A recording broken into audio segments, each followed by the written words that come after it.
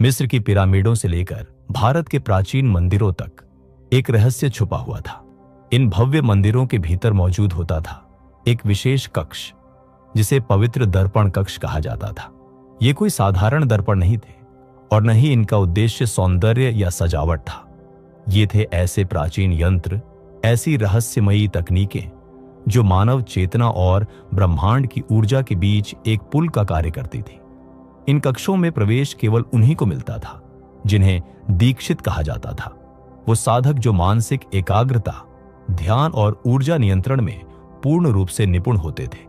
वे इन दर्पणों के माध्यम से न केवल अपनी इच्छाओं को देख सकते थे, बल्कि उन्हें साकार भी कर सकते थे, इतनी सटीकता से कि यह किसी चमत्कार से कम नहीं लगता। और जिन लोगों ने यह दृश्य देखा, उन्होंने उन्हें साधारण इंसान नहीं बल्कि जादूगर, सिद्ध या देवता तक मान लिया। लेकिन यह कोई तिलिस्मी कथा नहीं थी। यह था विज्ञान, चेतना, तरंगों और ऊर्जा के उस स्तर का विज्ञान जिसे आधुनिक युग भूल चुका है। और अब आज आप जो जानने वाले हैं वह कोई साधारण सेल्फ हेल्प टिप या आधुनिक मैनिफेस्टेशन थ्योरी नहीं है।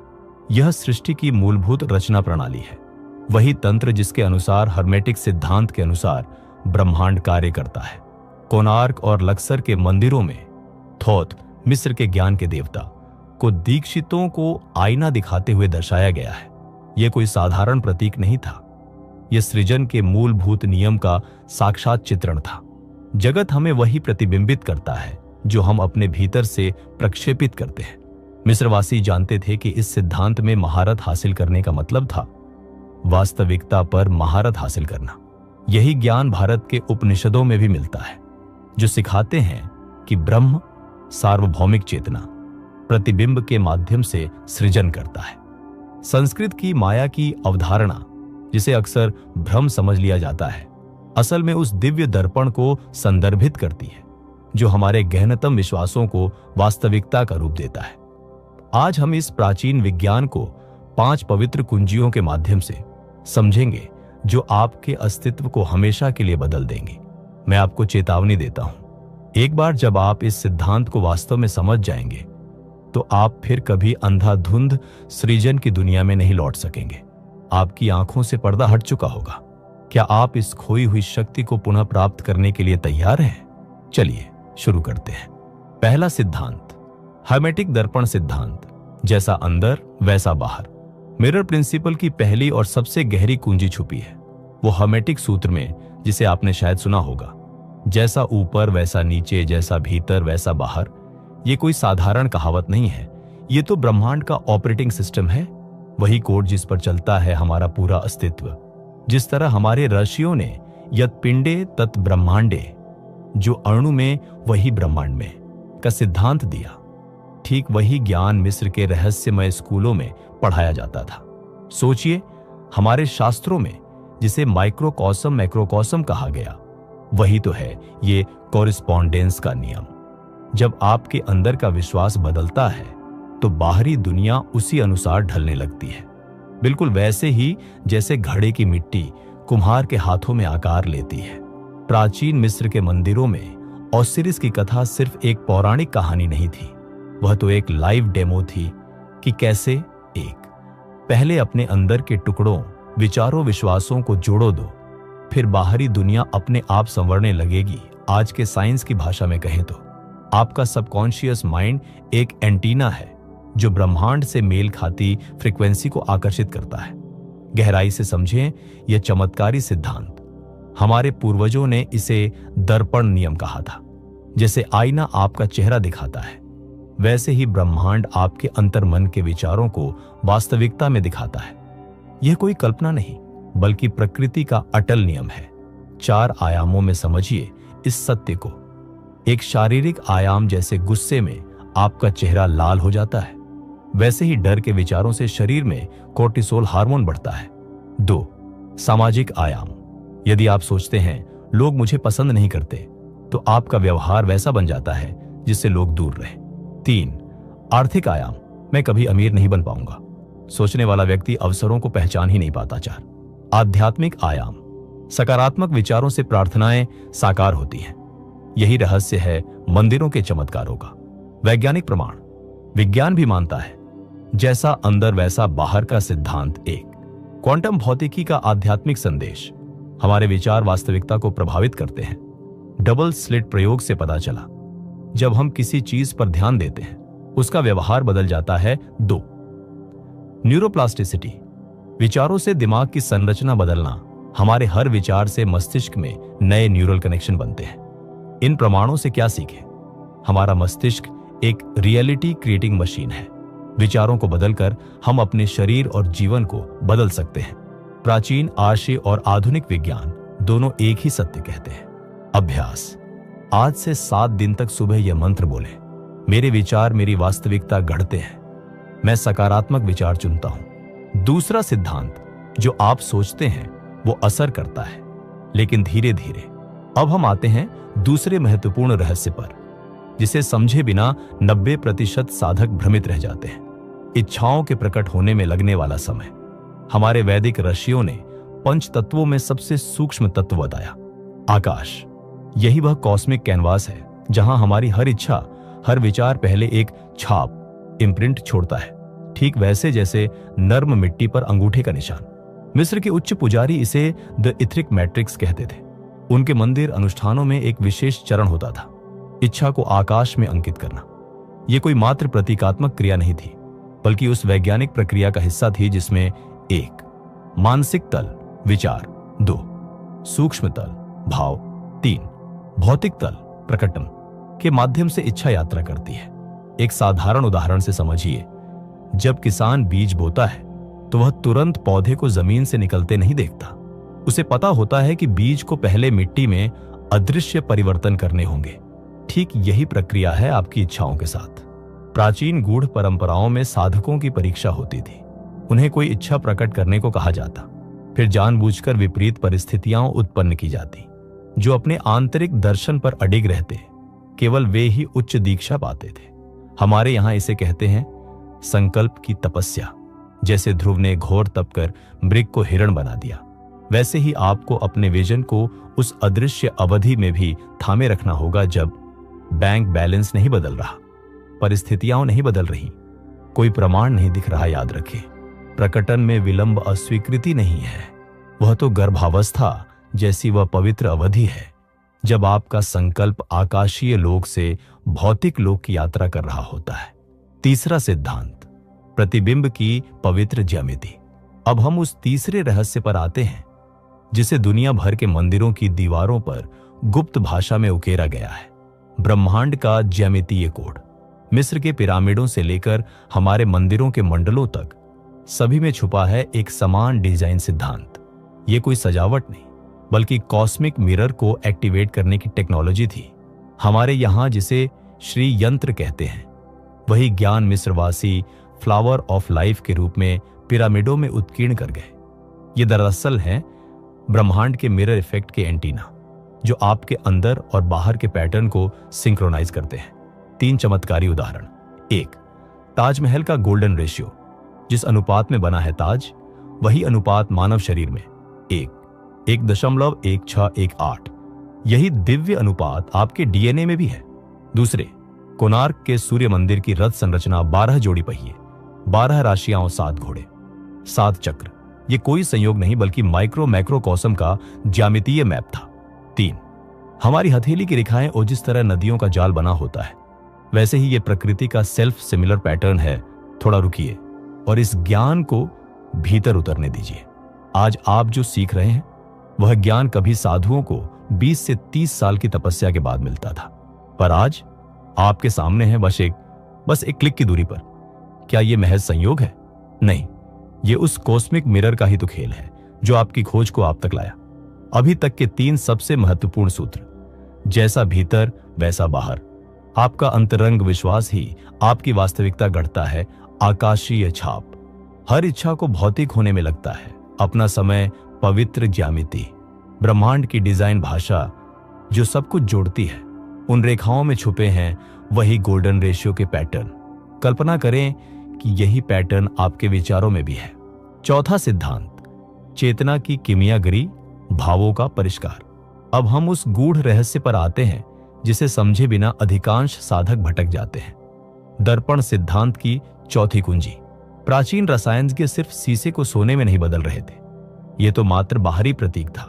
उनका वास्तविक लक्ष्य था अंत चेतना का पूर्ण रूपांतरण।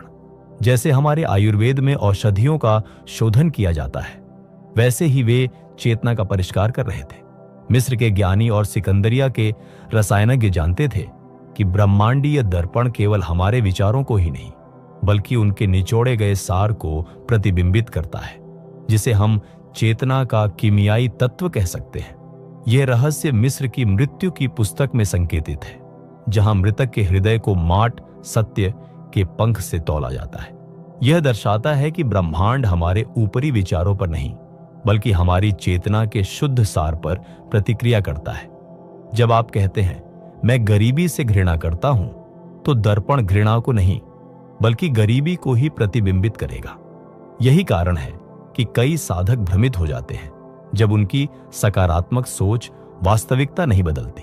उन्होंने आवश्यक सामग्री को रूपांतरित किए बिना केवल सतही भावना को बदला है।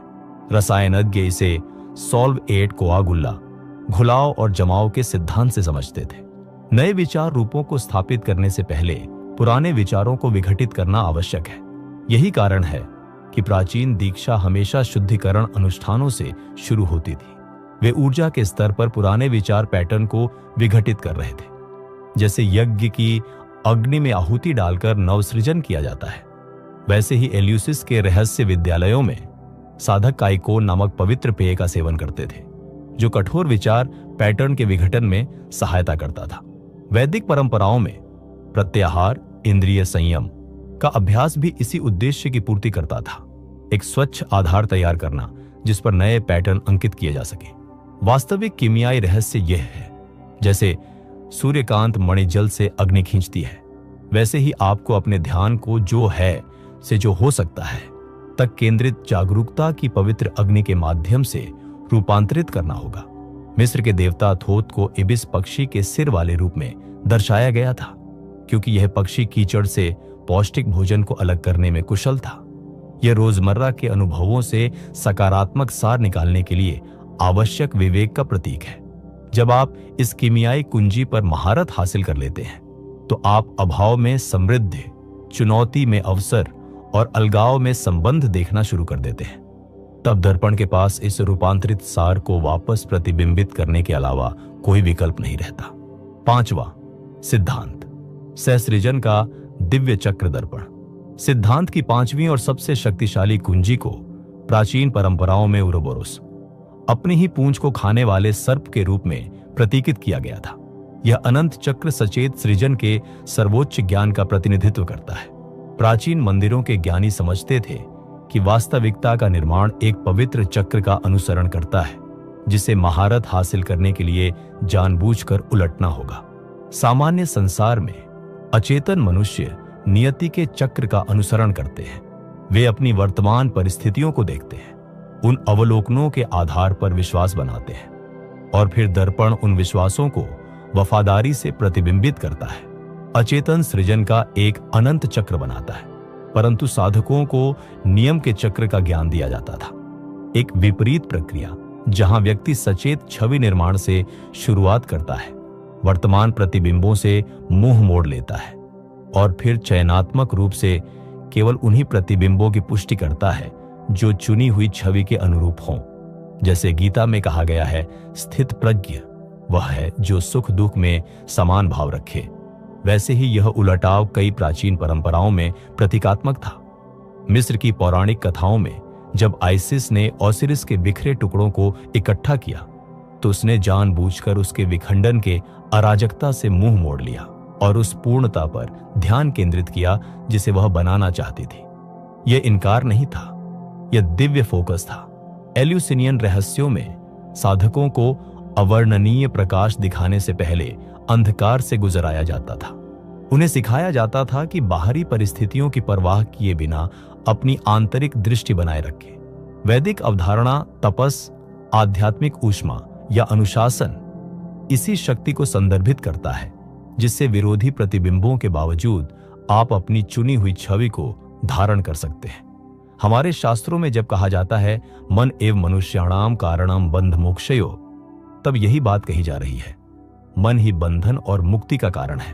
प्राचीन मंदिरों को स्वयं इस उलटाव की सुविधा के लिए डिजाइन किया गया था।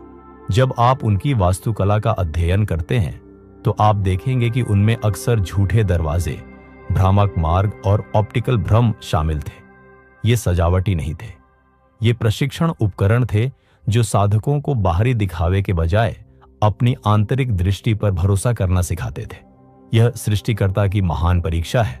क्या आप अपनी चुनी हुई स्व अवधारणा और विश्व अवधारणा को तब भी बनाए रख सकते हैं जब मौजूदा प्रतिबिंब आपको कुछ अलग दिखाता है? आपकी नई पहचान के अनुरूप होने से पहले ब्रह्मांड हमेशा आपकी प्रतिबद्धता का परीक्षण करेगा। जैसे हमारे आर्षि कहते हैं, यद भावम तद भवति। जैसा सोचोगे वैसा ही बनोगे। वैसे ही हर्मेटिक ग्रंथों में कहा गया है, ब्रह्मांड दृढ़ स्वप्नदर्शी के सामने झुक जाता है। लेकिन दृढ़ता सिर्फ अवधि के बारे में नहीं है, यह अस्थायी प्रतिबिंबों की परवाह किए बिना आपकी चुनी हुई छवि के साथ अडिग संरेखण के बारे में है। जब आप इस उलटाव पर महारत हासिल कर लेते हैं तो आप अचेतन सृजन चक्र से बाहर निकलकर सार्वभौमिक बुद्धि के साथ सचेत सहसृजन में प्रवेश करते हैं। आप वह बन जाते हैं जिसे प्राचीन मिस्रवासी शेमसु हॉरस कहते थे। हॉरस का अनुयायी एक ऐसा व्यक्ति जो अपनी दिव्य रचनात्मक प्रकृति के प्रति जाग गया है। आध्यात्मिक समापन। दर्पण सिद्धांत की 5 पवित्र कुंजियों के माध्यम से हमारी यात्रा पूरी होने पर हम अंतिम रहस्योद्घाटन पर पहुंचते हैं। एक ऐसा रहस्य जो हमारे समस्त ज्ञान को एकीकृत करता है। सबसे महान गुप्त रहस्य जो हर प्राचीन परंपरा में सामने ही छिपा हुआ है, यह है कि आपसे अलग कोई दर्पण नहीं है। आप वास्तविकता नहीं बना रहे हैं, आप वही वास्तविकता हैं जो अपनी चेतना के माध्यम से स्वयं को रच रही है। यही वह रहस्य है जिसे हमारे वेदांती आर्षि अहम ब्रह्मास्मि कहकर प्रकट करते थे। मैं ही ब्रह्मांड हूं। यही वह सत्य है जिसे मिस्र के ज्ञानियों ने थोथ के नाम में संकेतित किया था, जिसका शाब्दिक अर्थ है विचार। यह संकेत देते हुए कि दिव्य विचार ही सब कुछ का सृष्टि करता है। जिस दर्पण पर आप महारत हासिल करना सीख रहे हैं वह आपसे बाहर नहीं है, वह आपकी अपनी ही चेतना है जो स्वयं को अनंत कोणों से प्रतिबिंबित कर रही है। यह समझ सृष्टिकर्ता और सृष्टि के बीच की प्रतीत होने वाली अलगाव को मिटा देती है। उपनिषदों में जब कहा जाता है तत्वमसि, वह तू है, तो यही सत्य प्रकट होता है। इसीलिए सभी वास्तविक आध्यात्मिक परंपराएं अंततः अद्वैत पर पहुंचती हैं। ये पहचान की दृष्टा और दृश्य एक है। दर्पण और उसमें झांकने वाला एक ही चेतना की अभिव्यक्तियां हैं। मेरे प्रिय मित्रों, आज ही से इन सिद्धांतों को अपने जीवन में उतारना प्रारंभ करें। आपकी चेतना की शक्ति अनंत है, इसे जागृत करने का समय आ गया है। अगर आप वास्तव में इस दिव्य यात्रा पर हमारे साथ चलना चाहते हैं तो अभी इस चैनल को सब्सक्राइब करें और कमेंट में दर्पण शक्ति लिखें। जब आप यह कीवर्ड लिखेंगे तो हम समझेंगे कि आप इन 5 चरणों को अपने जीवन में उतारने के लिए प्रतिबद्ध हैं। हर सप्ताह हम आपको नए अभ्यास और साधनाएं भेजेंगे जो आपके जीवन में इस ज्ञान को व्यवहारिक रूप से लागू करने में मदद करेंगे। आप अपनी प्रगति को हमारे साथ शेयर कर सकते हैं और हम आपके साथ इस अद्भुत यात्रा पर चलेंगे। याद रखिए, यह ज्ञान केवल सुनने के लिए नहीं है बल्कि जीने के लिए है, क्योंकि जब आप अपने सच्चे स्वरूप को पहचान लेंगे तो आपका संपूर्ण अस्तित्व एक दिव्य नृत्य बन जाएगा। इस ज्ञान के पवित्र मंदिर से बाहर निकलते समय यह समझ अपने साथ ले जाएं कि आप किसी बाहरी दर्पण को नियंत्रित करना नहीं सीख रहे हैं। आप अपने स्वरूप के प्रति जाग रहे हैं जो दर्पण और उसके सृष्टिकर्ता दोनों है। अब इस यात्रा पर कदम बढ़ाएं। हम आपका इंतजार कर रहे हैं।